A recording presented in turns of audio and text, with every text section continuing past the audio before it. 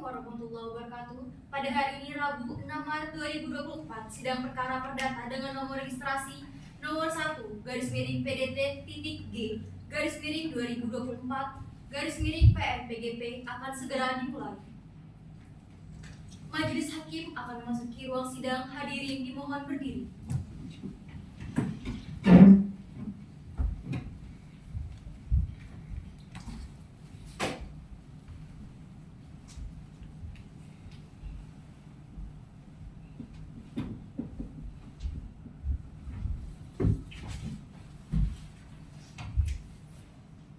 Silakan duduk.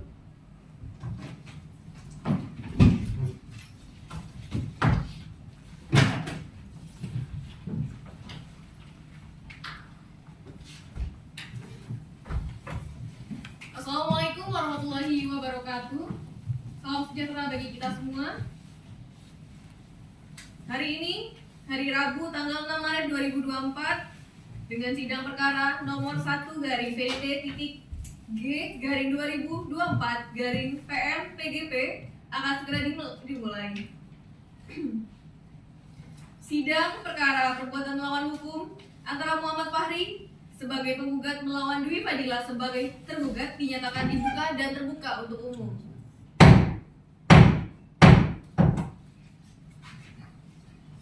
Apakah para pihak penggugat sudah siap untuk melanjutkan persidangan? Siap, Yang Mulia.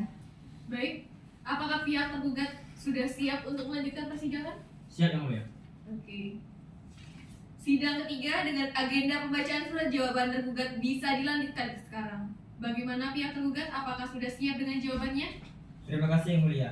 Sebelumnya saya akan menyerahkan surat jawaban gugatan ke Majelis Hakim dan kuasa hukum tergugat. Baik, silakan.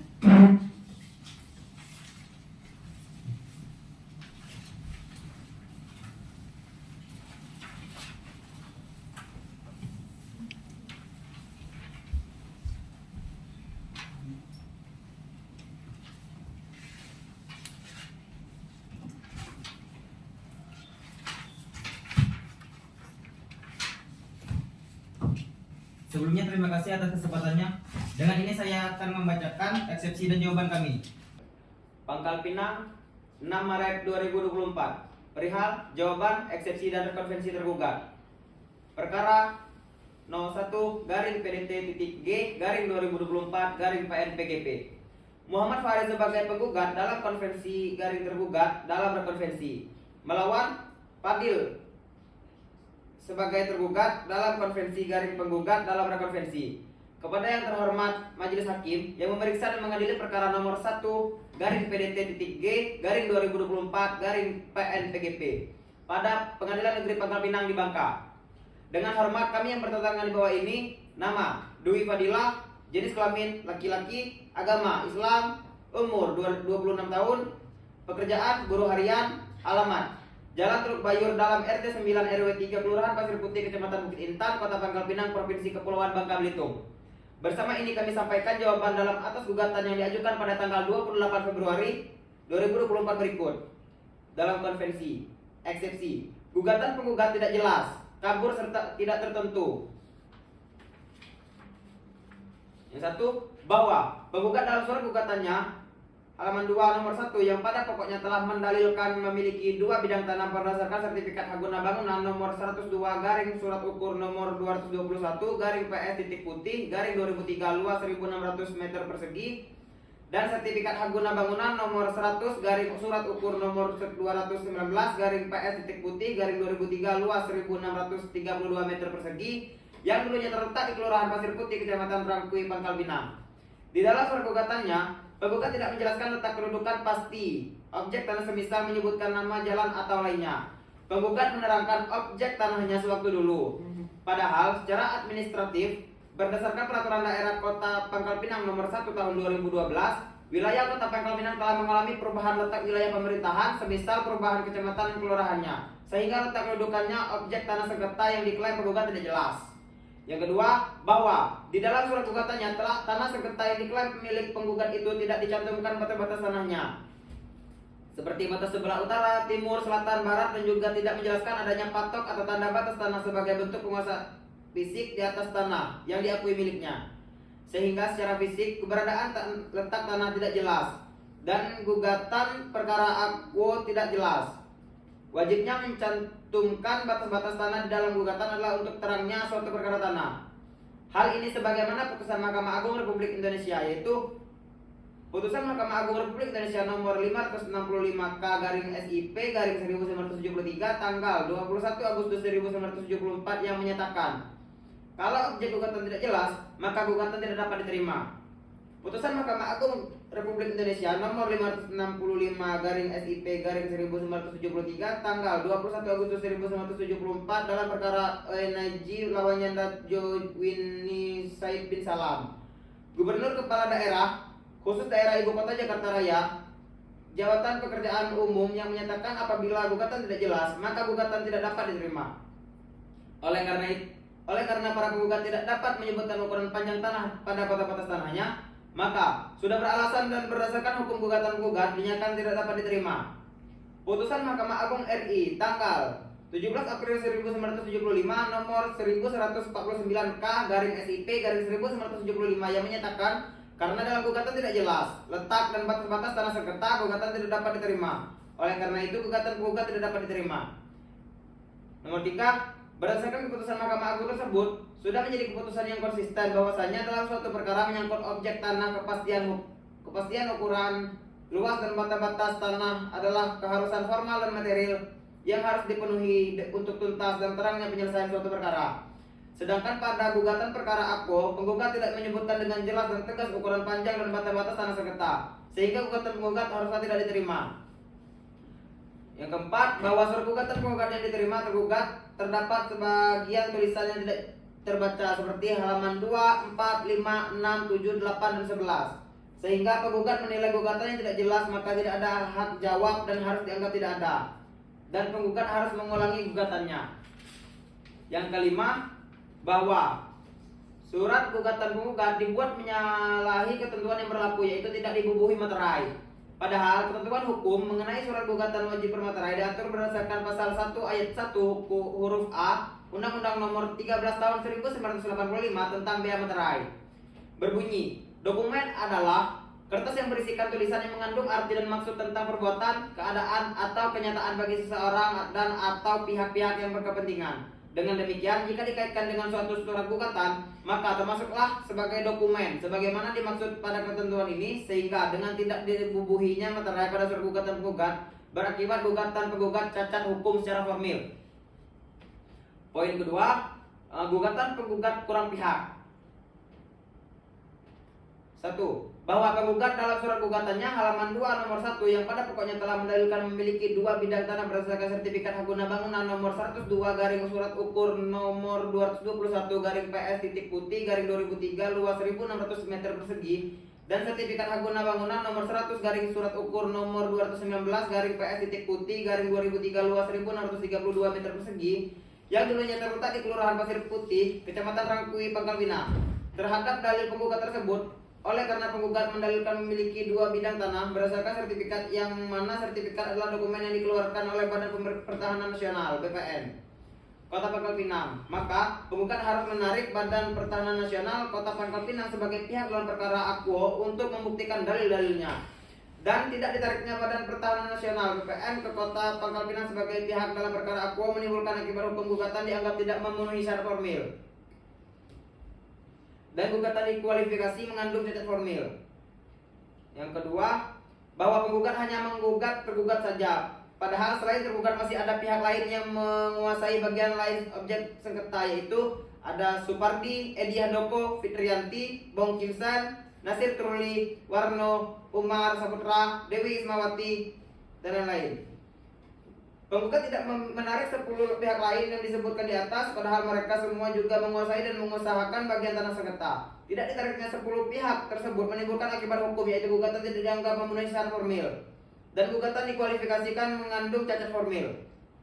Yang ketiga, bahwa di atas sengketa telah ada jalan yang dibangun oleh Dinas Pekerjaan Umum dan Penataan Ruang Pemerintah Kota Pangkal Pinang yang dibuat pada tahun 2021 dan lanjutan tahun 2022 diperuntukkan sebagai jalan umum kepentingan masyarakat setempat dan lainnya.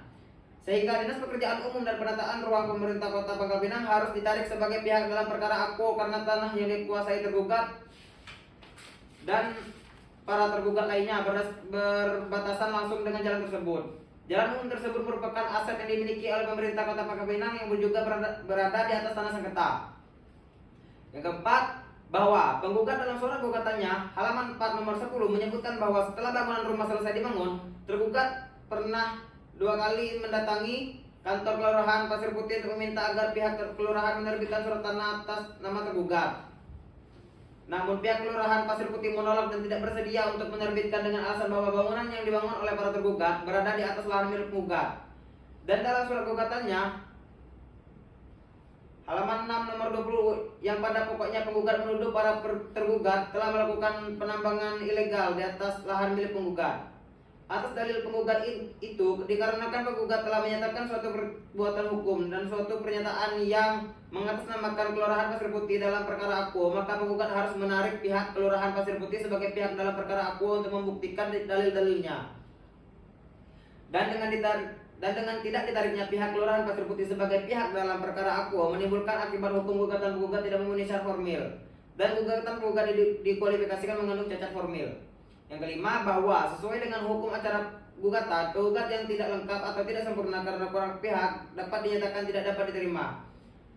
Hal tersebut telah sesuai dengan jurisprudensi Mahkamah Agung Republik Indonesia dalam putusannya nomor 78K/SIP/1972 tanggal 11 Oktober 1975 yang menegaskan gugatan kurang pihak atau tidak lengkap atau kekurangan formil harus dinyatakan tidak dapat diterima. Demikian juga dalam putusan Mahkamah Agung Republik Indonesia nomor 1421/K/SIP/1975 tanggal 8 Juni 1976 menyatakan bahwa tidak dapat diterimanya gugatan ini adalah karena kesalahan formil mengenai pihak yang seharusnya digugat akan tetapi belum digugat. Bahwa berdasarkan uraian eksepsi di atas, sudah sepatutnya gugatan penggugat tersebut seharusnya ditolak atau sekurang-kurangnya harus dinyatakan tidak dapat diterima. Pokok perkara, bahwa tergugat memohon apa yang telah disampaikan dalam bagian eksepsi tersebut di atas dianggap merupakan satu kesatuan dalam pokok perkara ini dan tergugat menolak dengan tegas semua dalil penggugat kecuali yang diakui secara tegas kebenarannya. 1. Bahwa dalil gugatan tergugat pada halaman 2 nomor 1 yang pada pokoknya telah mendalilkan memiliki 2 bidang tanah berdasarkan sertifikat hak guna bangunan nomor 102 garing surat ukur nomor 221 garing PS/2003 luas 1.600 meter persegi dan sertifikat hak guna bangunan nomor 100 garing surat ukur nomor 219 garing PS/2003 luas 1.632 meter persegi yang dulunya terletak di Kelurahan Pasir Putih, Kecamatan Rangkui, Pangkal Pinang. Atas dalil tersebut, penggugat tidak menerangkan letak detail pasti kedudukan tanah tersebut saat ini, sehingga tidak adanya kepastian letak tanah tersebut, maka kepastian letak tanah yang diklaim penggugat tidak jelas. Yang kedua, bahwa dalil gugatan penggugat pada halaman 2 nomor 2 menyatakan bahwa sejak peralihannya hak kepemilikan dan pemanfaatan lahan kepada penggugat pada tahun 2003, tidak ada satupun pihak yang mengakui memiliki lahan tersebut selain daripada penggugat. Atas dalil penggugat itu, faktanya ada 14 pihak termasuk tergugat yang menguasai tanah sengketa. Tidak ada teguran atau larangan pada saat tergugat menguasai, mengelola dan mendirikan bangunan di atas tanah sengketa, sehingga secara fisik tanah sengketa dikuasai sebelumnya oleh tergugat. Yang ketiga, bahwa dalil gugatan penggugat pada halaman 2 dan 3 nomor 3, 4, 5, dan 6 yang pada pokoknya menyatakan sebagai pemilik lahan yang sah dan berkewajiban menjaga dan memelihara serta mempertahankan dari gangguan pihak yang sengaja mengakui lahan dan sebagainya. Atas dalil penggugat itu, faktanya penggugat tidak terbukti menjaga dan memelihara tanah. Ketentuan pasal 17 ayat 3 Peraturan Pemerintah Nomor 24 Tahun 1997 tentang pendaftaran tanah yang mewajibkan pemegang hak atas tanah untuk memelihara tanda-tanda batas bidang tanah di setiap sudut bidang tanah. Namun kenyataannya di atas tanah sengketa tidak ada tanda-tanda batas bidang tanah yang dipasang penggugat secara tetap seperti tanda patok atau pagar beton atau lainnya. Yang keempat, bahwa bukti penggugat telah menelantarkan tanah, tidak menjaga dan tidak memelihara tanah objek sengketa. Selain para pihak yang digugat, ada juga pihak lain yaitu Di atas tanah sengketa telah ada jalan untuk kepentingan umum yang dibangun Dinas Pekerjaan Umum dan Penataan Ruang Kota Pangkal Pinang sehingga telah menjadi aset pemerintah Kota Pangkal Pinang. Di atas tanah sengketa ada Supardi yang menguasai dan mengusahakan sebagian tanah sengketa. Di atas tanah sengketa ada Andi Handoko yang menguasai dan mengusahakan sebagian tanah sengketa dan lain-lain. Dan dari penggugat yang menyatakan adanya masyarakat yang sengaja melakukan pengerusakan atas tanah sengketa yang dengan melakukan pertambangan ilegal sebagaimana dalilnya nomor 3, 4, 5, dan 6 tersebut adalah pernyataan dan sangkaan yang tidak benar dan tidak ada penyerobotan lahan. Yang terjadi sebenarnya adalah masyarakat menguasai tanah rawa, len hijau atau daerah aliran sempadan sungai yang ternyata diakui dilekati oleh penggugat. Yang tanah tersebut nyata dan fakta ditelantarkan oleh penggugat sebagai yang mengakui pemegang hak dan tidak ada peringatan apapun atas diri tergugat. 1. Sebagaimana dalil penggugat adanya pihak kelurahan yang mengingatkan tergugat melakukan tambang ilegal karena tergugat tidak pernah melakukan hal tersebut sehingga harus ditertibkan. Yang kelima, bahwa dalil gugatan penggugat pada halaman 3 nomor 7 dan 8 yang pada pokoknya menyatakan terhadap bangunan rumah yang dibangun atau didirikan tergugat dengan luas kurang lebih 96 meter persegi di atas tanah milik penggugat. Pihak kelurahan pernah menyampaikan bahwa bangunan rumah yang dibangun berada di atas lahan penggugat dan tergugat tidak menghiraukan dan terus melakukan pembangunan. Atas dalil penggugat tersebut tidak benar. Tidak pernah pihak lurah maupun pihak lainnya termasuk penggugat menyampaikan teguran keberatan atas pembangunan rumah tergugat. Yang diketahui secara umum tanah yang berdiri bangunan tersebut merupakan tanah rawa yang dahulu adalah sempadan sungai adalah area di sekitar tepi sungai. Yang keenam, bahwa menanggapi dalil penggugat halaman 4 nomor 11, 12, 13 yang pada pokoknya penggugat menyatakan terjadi pertemuan antara penggugat dengan tergugat serta tergugat lainnya di kantor Lurah Pasir Putih tanggal 19 Oktober 2023 pukul 9.15 WIB. Tergugat tidak memiliki alas hak atas tanah dan tergugat berniat mengganti rugi atas lahan yang telah dibangun. Atas pernyataan tersebut, tergugat membantah yaitu pertemuan di kantor Lurah Pasir Putih itu membahas mengenai kepastian letak tanah sengketa yang diakui milik penggugat masih kabur. Yang letak pastinya tidak diketahui karena penggugat tidak bisa menunjukkan patok-patok tanah dan batas-batasnya. Dan penggugat tidak bisa menjelaskan riwayat asal-usul perolehan tanahnya, serta penggugat tidak mau mengundang dan menghadirkan Badan Pertahanan Kota. Baiklah, terima kasih atas jawaban dan eksepsi dari kuasa hukum tergugat. Bagaimana pada kuasa hukum penggugat? Apakah ada tambahan terhadap eksepsi dan jawaban dari saudara kuasa hukum tergugat? Tidak, Yang Mulia. Baik, saya persilahkan kepada pihak penggugat apakah ingin membacakan replik langsung pada saat ini atau tidak? Terima kasih Yang Mulia, tapi sebelumnya kami tidak bisa membacakan replik saat ini dan kami meminta waktu 14 hari untuk menyiapkan repliknya. Bagaimana kuasa hukum pihak tergugat? Kami keberatan Yang Mulia. Bagi kami 7 hari sudah cukup untuk menyiapkan replik dari pihak penggugat. Baiklah, sudah saya tentukan untuk pihak penggugat untuk mempersiapkan replik dan pihak tergugat. Bagaimana saudara kuasa hukum penggugat, apakah keberatan, dan bagaimana saudara kuasa hukum tergugat, apakah ada keberatan lagi? Tidak, Yang Mulia. Baik, sidang akan dilanjutkan kembali 7 hari dari sekarang. 7 hari dari sekarang tanggal berapa, Pak Tengah? Tanggal 13 Maret, Yang Mulia. Baik, karena pihak penggugat belum siap dengan hasilnya, maka sidang hari ini ditunda dan sidang akan dilanjutkan kembali pada hari Rabu tanggal 13 Maret 2024, yakni tentang pembacaan replik penggugat, dan kepada para pihak diperintahkan agar menghadiri sidang tanpa dipanggil kembali. Sidang dinyatakan ditutup. Majelis Hakim akan menyiapkan ruangan sidang, hadiri dimohon berdiri.